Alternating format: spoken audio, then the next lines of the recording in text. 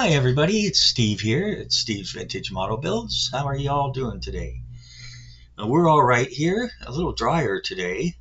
We've had rain and rain and rain and rain. Getting back to normal here for BC weather. Got the El Nino. So we're getting rain and rain and rain. And we may get some snow. Yeah, who knows? Probably not till January. But in any case, it's not too freezing cold. Although, when it's damp like that, it's kind of bitter. Yeah. But anyways, we're doing all right here at the homestead. Everything's okay. Gearing up for Christmas. And got a couple quick, couple small kit reviews for you today. And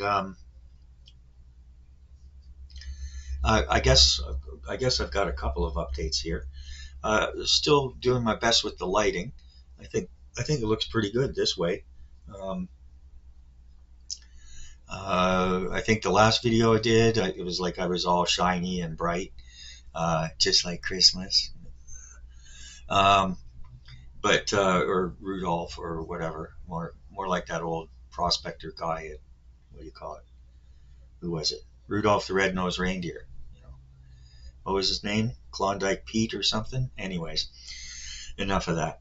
Okay, so so I'm going to turn the camera down and for a minute just to show off a couple things. There we go. So I showed this mostly already before. We've got the little Matchbox mold Revell kit of the little Humber, and I'm pretty pleased with it.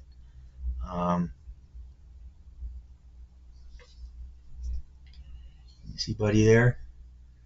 Yeah, I think I've done a pretty good job with it. And then here we've got the base with the tire and the kind of mucky, muddy water. The only thing I have to put the mirrors on still, and the wall. I made the mistake of trying to paint the wall white, and white doesn't work that great.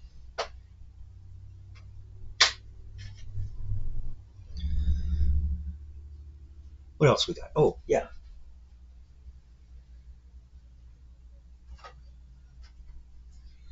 I put up a little quickie thing on this, just a short post. 57 Chevrolet Bel Air room.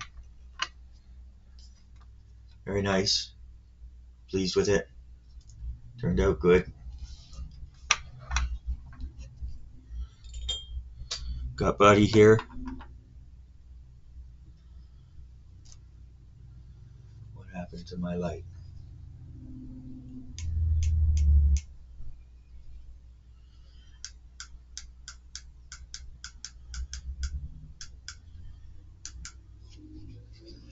Don't know what happened there. That's the new light. Okay, so we got Buddy here, and somewhere here. Oh yeah.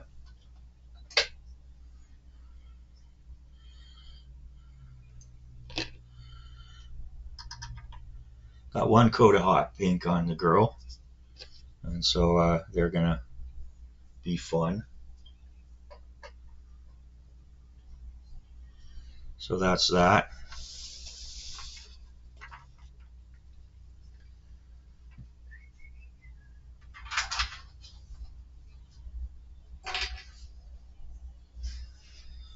Okay, so yeah, that's a lot of fun. So let's get back up here. See if my lighting's still... No, that's not good. So I'm going to pause for a moment.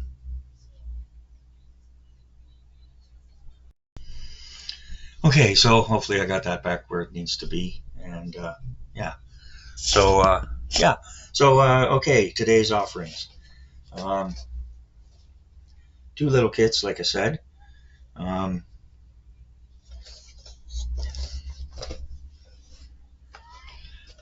I've already shown this one here. This is the Hasegawa 172 kit, and it's a nice little kit. And here we have the F-16A Plus Fighting Falcon. I'll get into all that in a minute. Of course, the F-16 is very famous. And we also have this, the Italeri Commando Car. And so yeah, so I've got these two now. And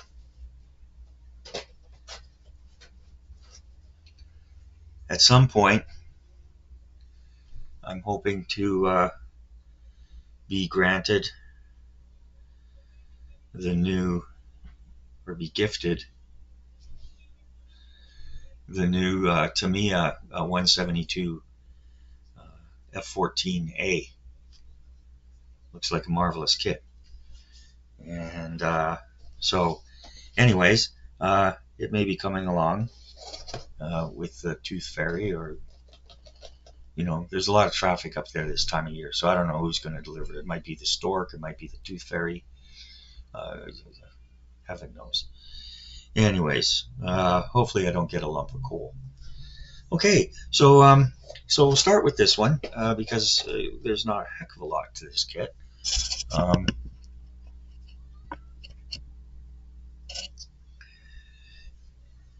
Gonna zoom in a bit, just because I can. The wonders of modern technology. That's a bit much. There we go. Okay, perfect. Yeah, so there we go. We've got the F-16 Fighting Falcon, F-16A 172 scale, Hasegawa, kit number 00231, and looks a bit like a ruptured duck here, but a deadly platform, deadly platform. Okay, so yeah, so here we go. We'll put this down so you can look at that instead of me, and yeah, we'll talk a bit about the F-16. So this was originally designed and manufactured by General Dynamics Corporation, and it was first developed in 1974, and in 1993 they continued manufacturing it. In 1993, General Dynamics sold its aircraft manufacturing business to Lockheed, which then merged with Martin Marietta in 1995 and became Lockheed Martin. So it's still manufactured to this day, not for U.S. forces, but for various other countries, and it's an extremely capable platform. And one of the things modelers are going to love about this one is the canopy's frameless. You don't have to mask off, and you don't have to mess around. Yeah, a bunch of lazies. Okay, so yeah. So anyways, so Lockheed Martin's still building it. It was also built by a few other companies under license. Fokker being the most notable till 1982, and KAI till 2004. And as I said, served with a number of still serves. There's still almost 2,500 in service, and the Israelis have they have their own version. They were granted permission to do their own specific upgrades, and so they have the F-16I. This is F-16A Plus, and the Plus isn't really an official term. Plus is just, it means like, upgraded from the original. But this was one of the earlier upgrades, because as we'll see in the little write-up, we can tell that by the type of engine. And the CD versions, they were two-seaters. This is a one-seater. I mentioned the Israeli Air Force. Um, uh, they used F-16s in the 1982 Lebanon War, where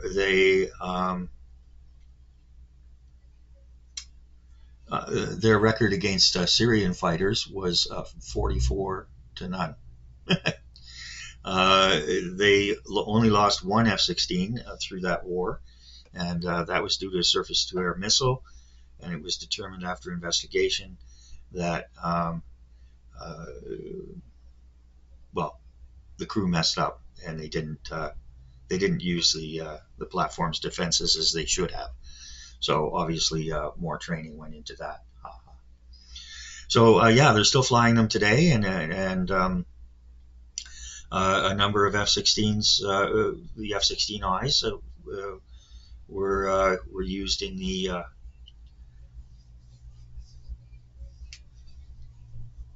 attack on Iran recently, along with attacks that have been launched against the Houthis in Yemen. Okay, so what do we got? What do we got here? Put this away safely.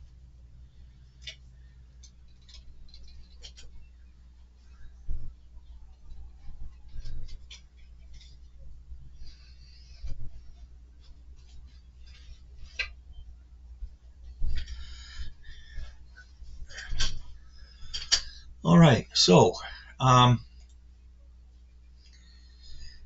this particular kit was tooled originally in 1985 and had some new parts in 86, 87. Well, yeah, they've updated parts, probably the bombs and armaments, excuse me, which may also have to do with the plus. And we have this lovely tape that the Japanese manufacturers seem to prefer to use. And this particular boxing, I believe, was from 2008, which is the most recent. I also believe ICM has done a rebox of this kit. So we'll take a look and see. Not a lot to it, as I said. So since we got it, we might as well look at the decals, or the decals, or the decals. And we have a number of. I think there's three. I think there's Korean. Yeah, we'll see. There's three three decal schemes. I think I'm going to use the Korean one. That's the Wild Wolves. Unusual they didn't slip this in there or put any paper on it. Okay, and as with most of the manufacturers here, we get a little tip sheet, how to do this, how not to do that, which those can slip into.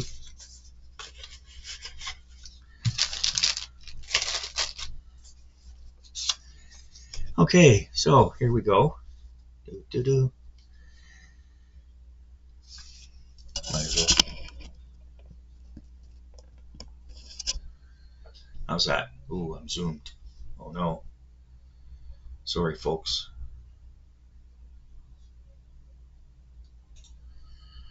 That's there we go. Okay, you can watch me read. Okay, so yeah, we get a nice illustration of the completed model kit, or actually not an illustration, a photograph. Of course, we have write-ups here in Japanese, English, French,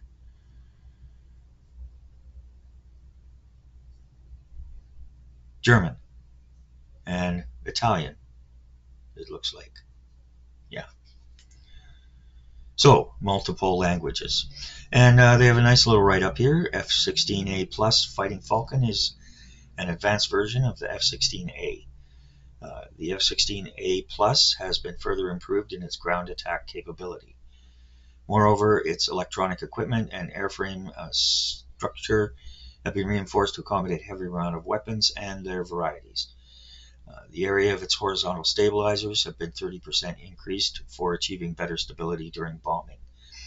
In the latest model F-16C, its payload has been further increased, and the FCS has been replaced by the most advanced type. Crew of 1, wingspan 9.45 meters, length 14.52 meters, that doesn't include the pitot. 5 meters, 5.01 meters, maximum takeoff weight 16,057 kilograms, and a power plant Pratt & Whitney F100 or F200 depending on the particular version. Max speed Mach 2.1. Fixed armament is M61A 20mm Vulcan cannon. And then of course you have all the other doodads that go, missiles and everything. So initially designed as a fighter, as an air-to-air fighter,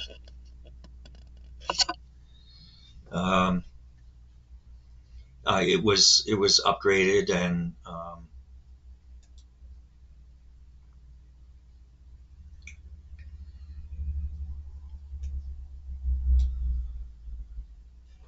with each iteration, so that it was able to. Yeah.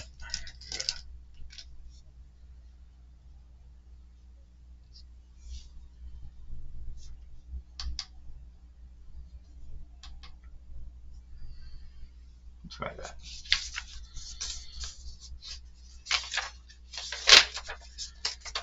Okay, and Hasegawa was really good at this. Get it over there. There we go. So you've got the different versions and the different armaments for the different versions. And they write here, it's suggested that you combine this model with abundant weapons, support vehicles, and figures available from the 172 Aircraft in Action series to make realistic dioramas. Okay, as they show here.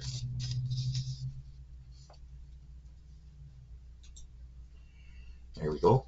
See that? That's a nice diorama, or a diorama in the works. Okay, and so here we get a figure, and which is always nice. I don't expect much detail, but we get a figure. And these Hasegawa instructions look very manageable to me. I have difficulty sometimes with Hasegawa instructions. But in any case, that's just me. Okay, so here we go. We can just basically kind of spread this out and do a little slideshow here. Okay, so yeah, so and then we've got the cockpit and the tub goes together, and we've got a horizontally divided fuselage, top and bottom. The bulkheads go in there, and then that's where the pilot goes. And it looks like this will be the air intake and then the engine. That subassembly goes on. Get these little winglets, whatever you call them. There we go. You've got gear up or down, obviously.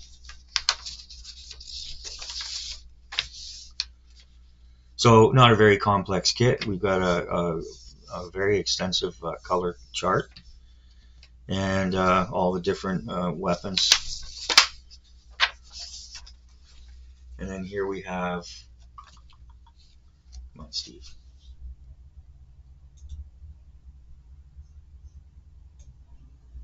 There, that'll do.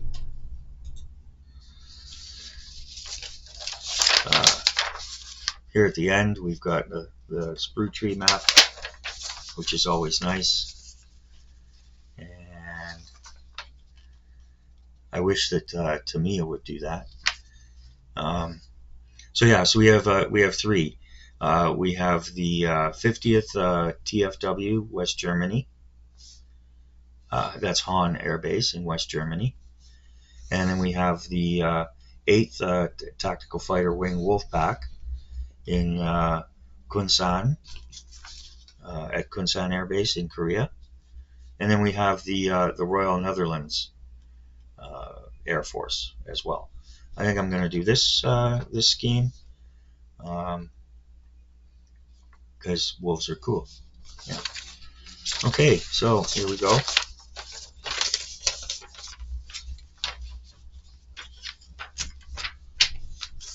Oh yeah, I had promised not to get any more kits this year, but this one was less than $25, tax included.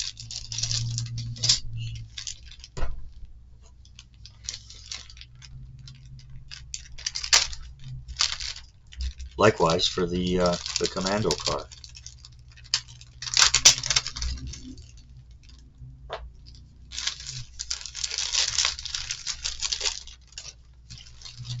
Okay, so let's see what we get. So we get clear parts. Looks like a bit of polishing might be needed here, but I mean, you know, how much, you know, there's 2 parts there. Just a little bit of buffing with Kleenex. I'm sure we'll take care of that.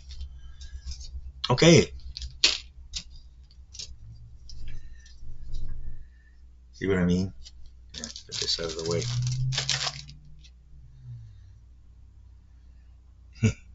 Don't expect too much from the figure. He sits in the seat and has a recognizable human form. That's about all you can say. Okay, so anyways, but here we have, as always, we have very nice plastic. And bring this up. You can see a lot of detail. Panel lines are well marked in. There's no flash. Well, a tiny little bit here. And the underside, there we go.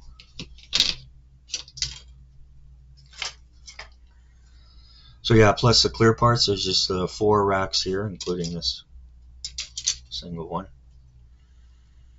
And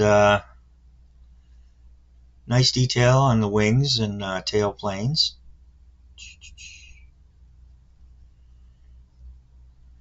Halfway decent detail on the dynamo there.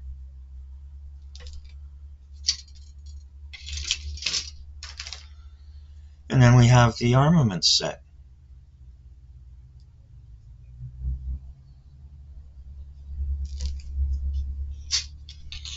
Nothing spectacular, but it'll go on the shelf nicely with the other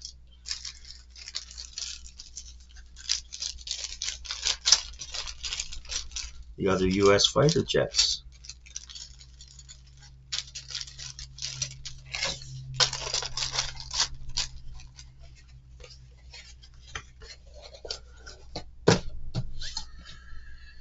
Okay, so yeah, I mean, for under $25. Oh, and that reminds me, speaking of which, Jason over at Model Kit Stuff, he recently did a great video on some different ideas for model kit builders. If you're looking for little stocking stuffers or other gifts to give to the modeler in your family, got some great ideas there. Jason's channel is fabulous. I'm sure most of the people who watch this channel know about Jason and Model Kit Stuff. Very interesting channel. He does a lot of chats, and you know, he has the Table Talks series and all sorts of things. So very interesting. And yeah, so James had that. And so go check out his channel. Oh, and he's a brilliant model ship builder too, if you're into that kind of thing. So there you go.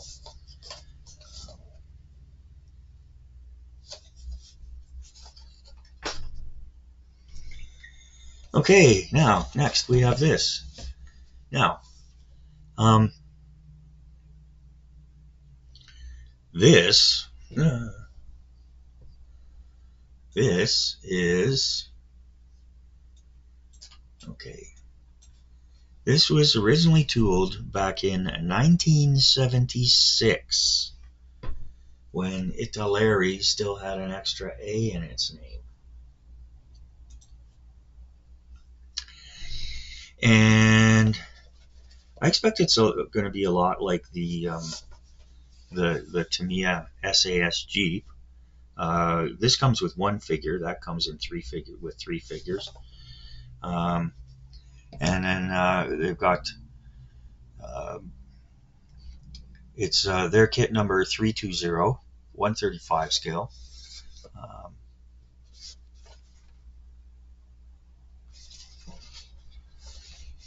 You get sprue tree map on the side. A little write-up on the outside here says much work was carried out in the USA and Britain to design special airborne vehicles to drop behind the enemy lines. Willis MB Jeeps engaged in helping the infantry by clearing snipers and other commando tasks. Generally manned by a sergeant and a trooper, this vehicle was modified in many respects. It was armed with no fewer than 5 machine guns and has additional tanks for 135 liters of fuel.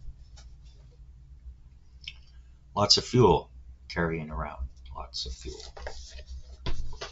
Okay, so let's see what we've got here.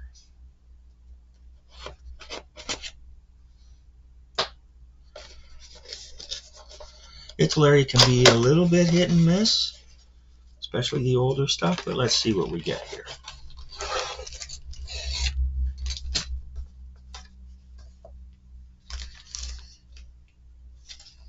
See what I mean? Where is it here? Can you see that?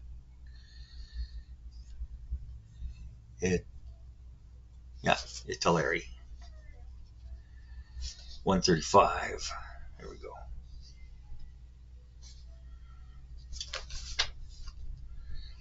Okay, and we also get a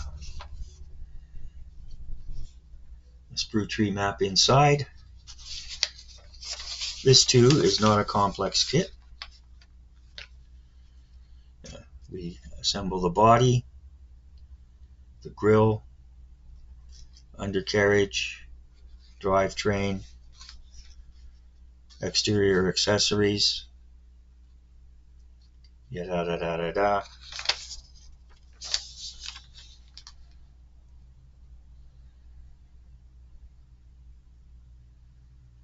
Like I said, I don't know, it's an air cleaner or anyways. And yeah, so there we go. We've got different seats. We have our figure, our one figure. We have all the armaments and the little doodads, and then the final bits and pieces.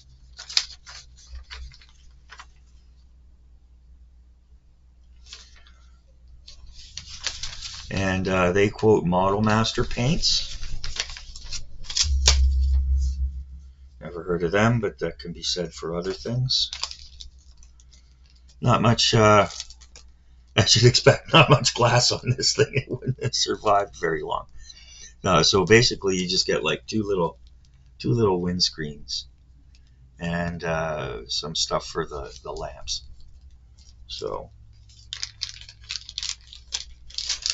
and here we've got the classic Italeri.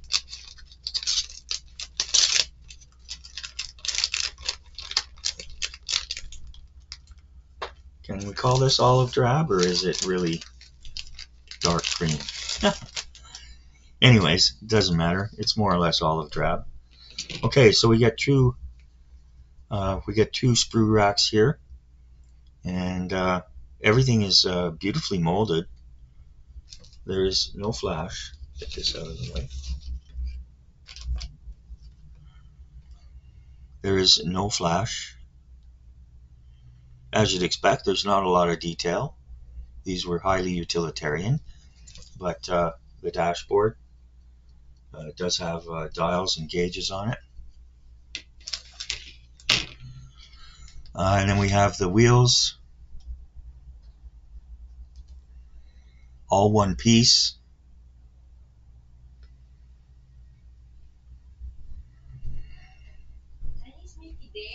And all the accessories.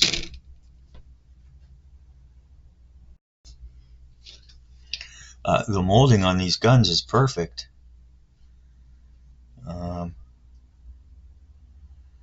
I'm seeing a tiny, tiny little bit of flash just along the edges here. Have to be careful there. But otherwise, everything's good. Yeah, there's just a little bit of flash here on the tiniest of parts. And we've got some seams here. So a bit of cleanup to do.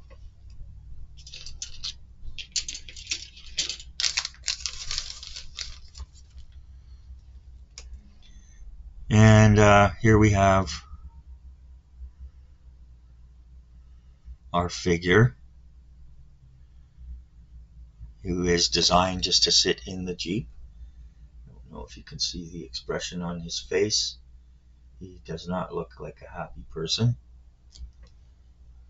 I probably wouldn't be either if I was stuck in a Commando Jeep in North Africa.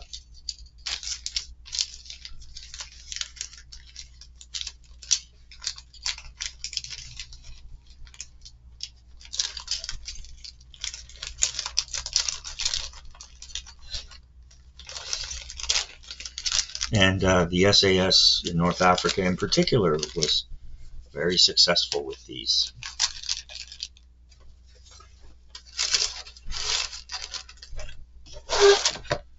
One could even say legendary exploits of a legendary force. Okay, so there we go.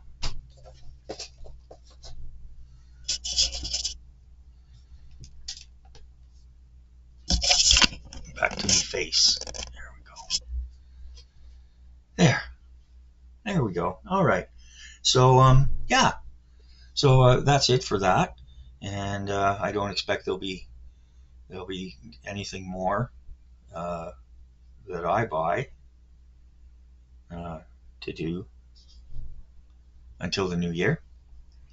I understand there's a package on its way to me from a very generous benefactor, which I'm eagerly looking forward to, like a child at Christmas. So thanks for joining me. Hope everybody's well. Special shout out to Peter Oxley over there at Peter Oxley's Modeling Lab and Peter Goes Rogue. Check out both his channels if you haven't already. And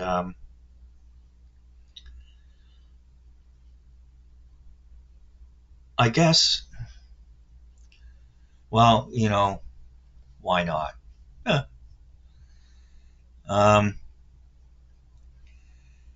Of course, we all know there's been much ado in the model community about the most recent 109 release from Airfix, the 124 scale. So it's generated a lot of controversy, a lot of commentary amongst various different sites and modelers and so on and so forth. And the only thing I'm taking out of it here is let's be respectful of other people's opinions. All right. I mean, if someone if someone's incorrect about something, that's one thing, you know. But you know, you don't need to swoop down on them and beat them until, you know. Anyways, it's YouTube, so I don't want to get too graphic there. You know, you can say no, it's not like that. It's like this, and but what I found to be quite disappointing was certain quarters where they just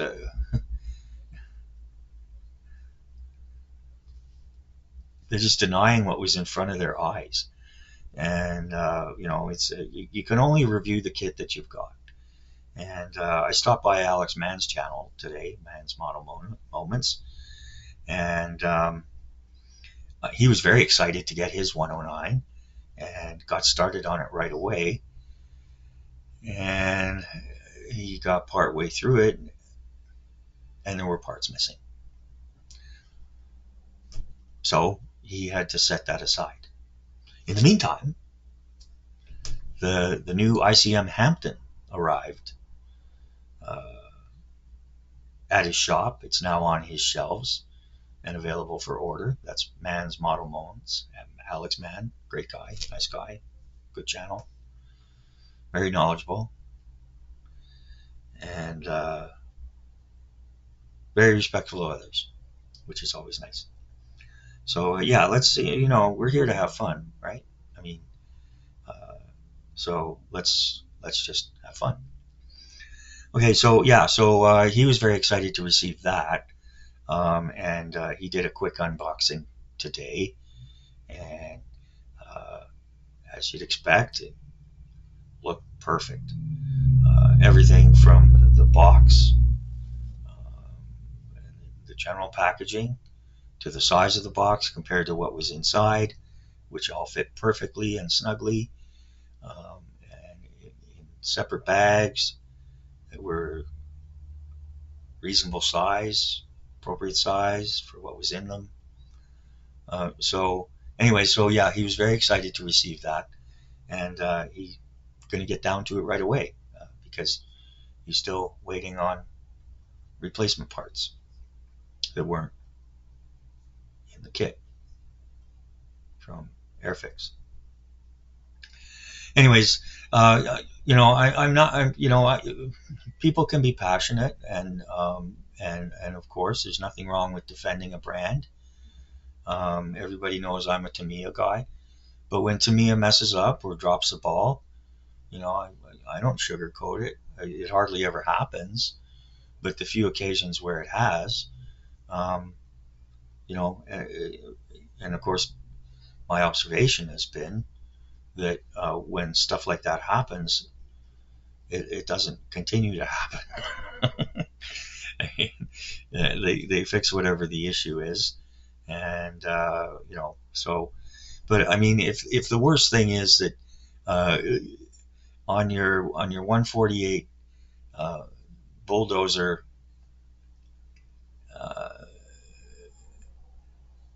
on your 148 Komatsu bulldozer is molded as Komatsu, if that's the worst thing, well, yeah, they've chosen not to fix that. So,